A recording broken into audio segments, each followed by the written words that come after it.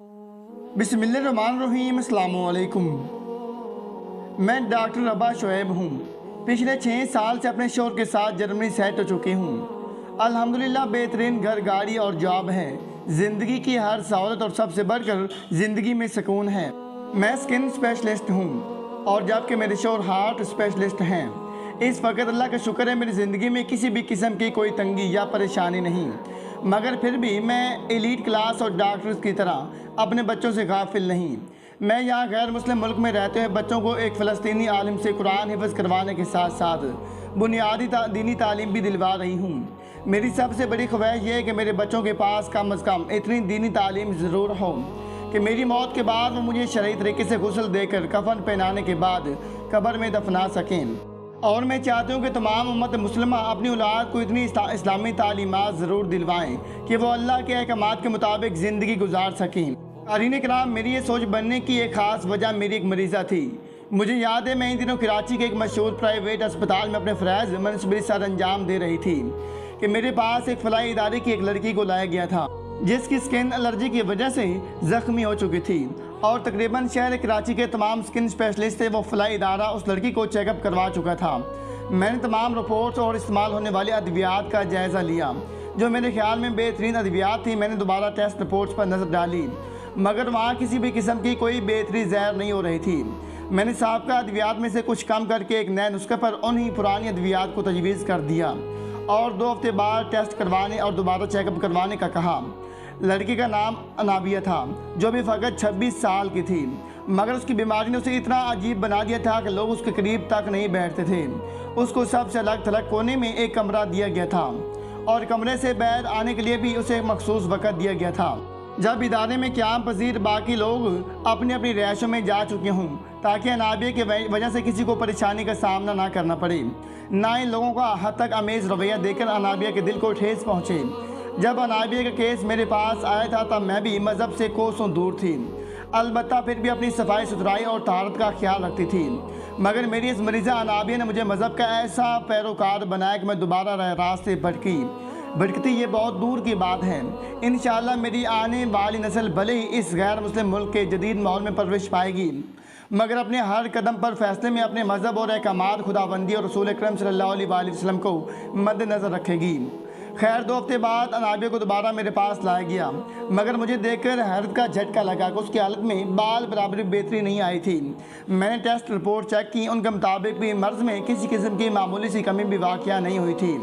मैंने अमेरिका और चाइना में मौजूद अपने शोबे के 2 कुलीग से मशवरा किया और दवा में एक बार फिर थोड़ी तब्दीली करके 2 हफ्ते का वक़्त दे दिया, मगर इन 2 हफ्तों में मुसलसल मेरा दिमाग अनाबिया की बीमारी और तकलीफ़ में उलझा रहा। मैं बहुत पुरुम्मीद थी कि अब वाली अद्वियात से अनाबिया की हालत में बेहतरी आ जाएगी, मगर अफसोस के 2 हफ्ते गुजरने के बाद जब मैंने अनाबिया की हालत देखी और उसकी टेस्ट रिपोर्ट का जायज़ा लिया तो हालत पहले जैसी ही पाई। मैंने एक बार फिर तमाम कुलीग जो बैरून मुल्क मुख्तलिफ ममालिक में अपने फ़राइज़ सर अंजाम दे रहे थे, इन सब से अनाबिया का केस डिस्कस किया। फिर ख़ास तौर पर अनाबिया की खातिर फेसबुक मैसेंजर पर एक ग्रुप बनाया। अनाबिया की एलर्जी की वजह से उतरी हुई जल्द की सैंपल भी अमेरिका, न्यूजीलैंड और चाइना में मौजूद अपने कुलीग्स की मांग पर उनको भिजवाएं ताकि वो रिसर्च कर सकें और ख़ुद भी इस मर्ज़ की हल की तलाश में लगने के साथ साथ इसकी वजूहात पर भी तहकीकात करने लगी।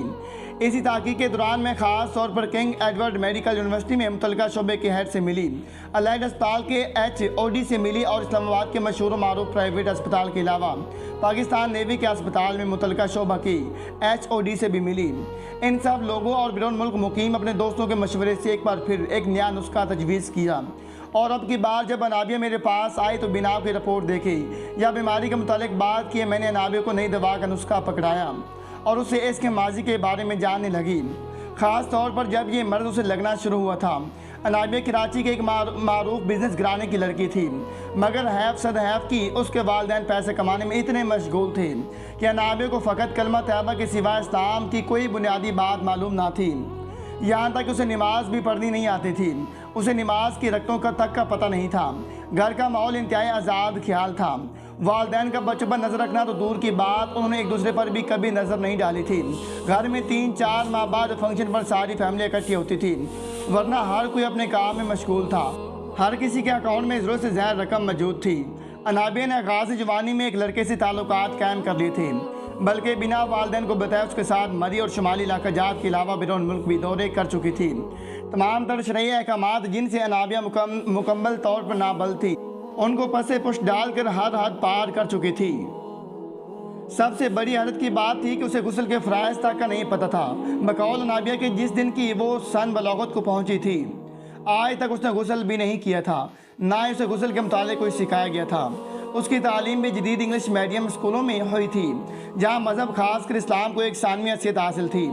अनाबिया को अचानक से जल्द की ये बीमारी लगी। शुरू में बॉयफ्रेंड और वालिदैन ने थोड़ी बहुत कोशिश की, मगर एलीट क्लास लोगों के पास इतना वक़्त कहाँ कि अपनी औलाद पर तवज्जो दे सकें या उन्हें वक़्त दे सकें। सो जब बीमारी बढ़ी तो उन्होंने बजाय इलाज करवाने के अनाबिया को लावारिस करार देकर एक फलाई इदारे के सुपुर्द किया और हमेशा हमेशा के लिए अनाबिया से जान छुड़वा ली। अनाबिया का नाम निहायत आशिक भी उसे छोड़ गया और वो फ़कत फलाई इदारे की इंतज़ामिया के रहम करम पर होकर रह गई। मैंने जब अनाबिया से इसकी आप पीती सुनी तो उसे जदीद दवाओं का नुस्खा थमाते हुए रुखसत किया और ख़ुद उसी वक्त एक करीबी रिश्तेदार जो आलमा फाजला और हाफजा थी उनसे रब्ता किया। उनको न सिर्फ अनाबिया की हालत के मुतालिक बताया, बल्कि खुद भी उनसे तमाम बुनियादी दीनी तालीमात लेने की ख्वाहिश का इजहार भी किया और मेरे कहने पर वो मेरे साथ इस फिलाई इदारे में जाने लगी जहाँ अनाबिया रिहाइश पजीर थी। वहाँ जाकर अनाबिया को खुद अपनी अजीज़ा के साथ मिलकर गुस्ल दिया और उस दिन से रोज़ाना की बुनियाद पर उसे इस्लामी तालीमात देना भी शुरू कर दी। इधर हमने अनाबिया को पाक साफ़ और पकीज़ा रखना शुरू किया और उधर मैसेंजर पर न्यूजीलैंड और अमेरिका में मौजूद मेरे कोलीग्स ने अनाबिया जल्द का बगौर जायज़ा लेने के बाद बताया कि उसकी स्किन ख़राब होने की वजह स्किन एलर्जी है, मगर स्किन एलर्जी होने की वजह से उसके जिस्म पर लगी गिलाजत है। उन्होंने वाशगाफ अल्फाज में बताया कि इस अमल से गुजरने के बाद अनाबिया ने गुस्ल नहीं लिया, जिसकी वजह से उसकी जल्द पर कुछ ऐसे बैक्टीरिया पैदा हुए जिन्होंने जल्द को नुकसान पहुँचाना शुरू कर दिया और अब आहिस्ता आहिस्ता वो पूरे जिस्म पर फैल चुकी हैं। अनाबिया की एलर्जी का हल फ़कत दवाओं में नहीं था, बल्कि उसे रोज़ाना 2 टाइम गुस्ल के साथ साथ रोज़ाना की बुनियाद पर बदला गया नया और साफ़ सुथरा बिस्तर चाहिए था। इसके साथ मेरे कोलीग्स ने कुछ मखसूस इक़साम की अद्वियात भिजवाईं जो खाने के अलावा जल्द पर लगाने के लिए भी थी, मगर बहस हैरत था कि इससे पहले अद्वियात का इस्तेमाल शुरू करते मेरी अजीज़ा ने उसे नीम और बेरी के पत्तों को अच्छी तरह उबाल कर इस पानी में डिटॉल इस्तेमाल करके गुस्ल देना शुरू किया तो उसकी तकलीफ़ में कमी आना शुरू हो गई। यहाँ तक कि फ़कत 1.5 साल में अनाबिया तकरीबन बिल्कुल नॉर्मल हो गई, मगर अल्हम्दुलिल्लाह वो मजहबी भी हो चुकी थी। उसने दुनियावी रिश्तों की असलियत देख ली थी और वो अल्लाह की तरफ रजू कर चुकी थी। जब मुझे यकीन हो गया कि अनाबिया राह रास्त पर चल निकली है और आइंदा कभी नहीं भटकेगी, मैंने अपने अस्पताल के डिस्पेंसर लड़के से उसका निकाह करवा दिया। आज अनाबिया और उसका शौहर हंसी खुशी रह रहे हैं।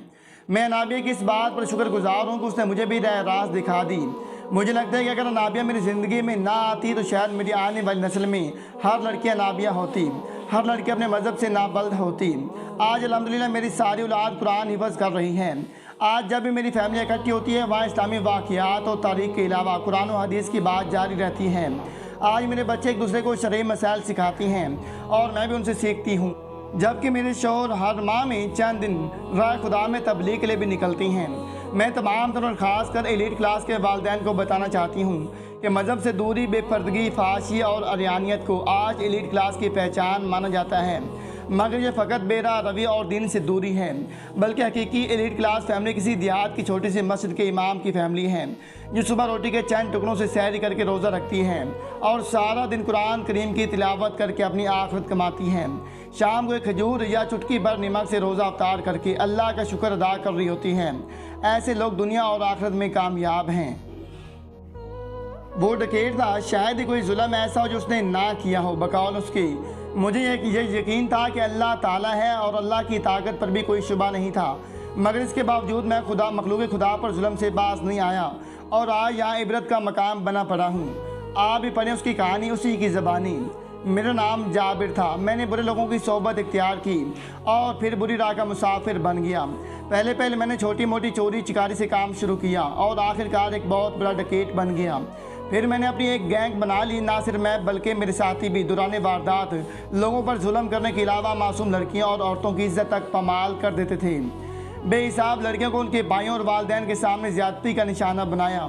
बहुत से भाई और बाप अपनी बेटियों, बीवियों, बहनों की इज्जत बचाते हुए मौत के आगोश में जा सोए, मगर इसके बावजूद भी उनकी बेटियों की इज्जत लुट गई। मेरा आखिरी जुर्म एक इमाम मस्जिद की घर डकैती थी। हुआ कोई यूँ कि हमें किसी मुखबिर ने घर में शादी का कीमती सामान और जेवर और पैसा होने की इतला दी। हम लोग उसके घर की टोवा में लग गए। वो घर एक इमाम मस्जिद का था। वो आदमी न सिर्फ मस्जिद में इमामत करवाता बल्कि मर्दों को गुस्ल देना, जनाजा पढ़ाना और लावारिस लोगों के कफन दफन का इंतज़ाम करना, जवान यतीम बच्चों के लिए नेक रिश्ते तलाश करके उनका निकाह करवाना और रस्म हैसियत उनको जहेज देना, ये सब करने के लिए फ़कत इमामत की तनख्वाह नाकाफ़ी थी। इसलिए इमाम साहब ने गाँव में एक छोटी सी दुकान भी बना रखी थी, बल्कि मस्जिद की सफाई सुथराई भी खुद ही करते ताकि जितना हो सके पैसे बचाकर किसी और नए काम में लगाए जा सकें।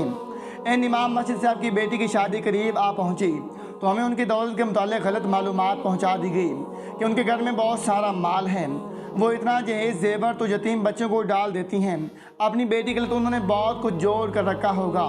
और फिर सबसे बड़ी बात, हमें उनकी बेटी के हुस्न के मुताल्लिक़ बताकर शहवत पर उकसाया गया, यहाँ तक कि हमारी अकल पर पर्दा पड़ गया और हम पूरा गिरोह जिसका सुरगना में खुद था रातों रात इमाम मस्जिद के घर जा पहुँचे। गहरी नींद में सोए इमाम मस्जिद साहब को उठाया और वो घबरा गए, मगर इससे पहले कि वो शोर मचाते हमने उन पर जदीद तरीन असला तान लिया और बताया कि तुम्हारे हलक से आवाज़ निकलने से गोली तुम्हारी खोपड़ी से निकल जाएगी। इमाम साहब हमारी बात समझ गए और खामोश हो गए। मेरे साथ उन्होंने उनकी बेटी और बीवी को भी जगा लिया और घर की तलाशी लेने लगे, मगर हैरत अंगेज़ तौर पर घर में जहेज वाले सामान के नाम पर फ़कत चंद जोड़े नए कपड़े, नियाब तर्जमा कुरान पाक और नई जाए नमाज के अलावा 1.5 तोला मसनूई ज़ेवरात का निकला। जब मेरी नज़र इमाम साहब की बेटी पर पड़ी तो मुझ पर शैतानी अवस गालिब हो गई। मैंने बुरी नीयत से उसकी तरफ कदम उठाया तो इमाम साहब ने मुझे अपने मुंह पर रखी सुन्नत रसूल सल्लल्लाहु अलैहि वसल्लम का वास्ता दिया, मुझे हदीस शरीफ का हवाला दिया, जबकि उनकी बीवी ने मेरे कदमों में दुपट्टा रखा, मुझे अल्लाह का वास्ता दिया, मगर मेरे साथियों ने असले के ज़ोर पर उन्हें पीछे धकेल दिया और उनकी मासूम बेटी के जुड़े हाथों की परवाह किए बिना उसे उसके वालिदैन के सामने बेआबरू कर दिया। अचानक मैंने देखा कि इमाम साहब और उनकी बीवी ज़मीन पर गिरे और अपनी नज़रों के सामने बेआबरू होती बेटी पर नज़रें टिकाए जाफरी के सुपुर्द कर दी। उनकी मासूम बेटी भी हम वैश्यों के हवस का निशाना बनते बनते मर गई। जब सब लोग अपनी हवस मिटा चुके तो हम लोग वापस अपने ठिकाने पर आ पहुँचे। आज लावारिस लाशों को कफन देने वाले इमाम साहब खुद हमारी वहशत की वजह से लावारिस लाश में बदल गए थे। दूसरी तरफ अल्लाह की तरफ से हमारी लगामें खींच ली गई थी। हमारे गिरोह के आपस में इख्तिलाफात बन गए। हमने एक दूसरे के साथियों को कत्ल करना शुरू कर दिया, यहाँ तक कि मैं अकेला बच गया। मगर एक रात में कुछ असला और बारूद लेकर जा रहा था कि वो रास्ते में फट गया, जिससे मेरा सारा वजूद छलनी हो गया। मेरी आंखों की बेनाई चली गई। मैं 2 दिन तक भूखा प्यासा दर्द तकलीफ की शिद्दत से गुजरता रहा और अंदाज से इधर उधर जिस्म घसीट कर चलता रहा। 2 दिन बाद मैं पानी की एक नाली में गिरा और पानी पीना शुरू किया। पानी पीते ही मुझे एहसास हो गया कि ये पानी सीवरेज का है, साफ पानी नहीं है। मगर इसके बावजूद मैं पानी पीता रहा, क्योंकि मुसलसल 2 दिन का भूखा प्यासा रहकर मेरी कुव्वत बर्दाश्त ख़त्म हो चुकी थी। वहाँ मुझे किसी ने पहचान कर पुलिस को इतला दी। पुलिस ने मुझे गिरफ़्तार कर लिया। मेरा इलाज हुआ, ज़ख्म तो ठीक हो गए, मगर इनकी तकलीफ़ आज भी बाकी है। मेरी बेनाई जा चुकी है। मैं टॉयलेट जाता हूँ तो कई बार अपनी ही गिलाजत पर गिर पड़ता हूँ। मैंने जितनी लड़कियों की इज़्ज़त पमाल की, शायद उनको तो गुस्ल नसीब होता होगा, वो तो पाकीज़ा हो जाती होंगी, मगर मैं तो गुस्ल करने से बेकासिर हूँ। मेरी ज़बान गिलाजत वाला पानी पीने की वजह से अंदर से गल चुकी है। मैं कुछ खा पी भी नहीं सकता। जेल में किसी कैदी या जेल हुकाम को मुझ पर तरस नहीं आता। जिस आदमी को भी मुझ पर तरस आता है, अगर उसको मेरी हकीकत पता चल जाए, वो मुझसे मुतनफ़र हो जाता है। मेरी इस हाल के बावजूद भी मेरी सज़ा में किसी किस्म की कमी नहीं की जाती। मुझे सज़ाएँ मौत सुनाई जा चुकी हैं। मैंने रहम की अपील नहीं की, मगर इसके बावजूद भी मुझे अभी तक सज़ाए मौत नहीं लगाया गया। मैं सज़ाए मौत का वो वाहिद कैदी हूँ जो भीख में मौत मांगता हूँ, मगर मुझे मौत नहीं आती। अभी कल की बात है, टॉयलेट इस्तेमाल करते हुए मैं अपनी गिलाजत पर जा गिरा। मुझे नहीं पता चला कि कहाँ कहाँ जिस्म पर गिलाजत लगी है। जहाँ तक मुमकिन था जिस्म धोए, कपड़े धोए, मगर फिर भी वो लगी रह गई, जिस पर बाकी कैदी ने मुझे बैरक से निकाल कर बाहर बिठा दिया और मैंने सारी रात दीवार से टेक लगाए बाहर गुजार दी।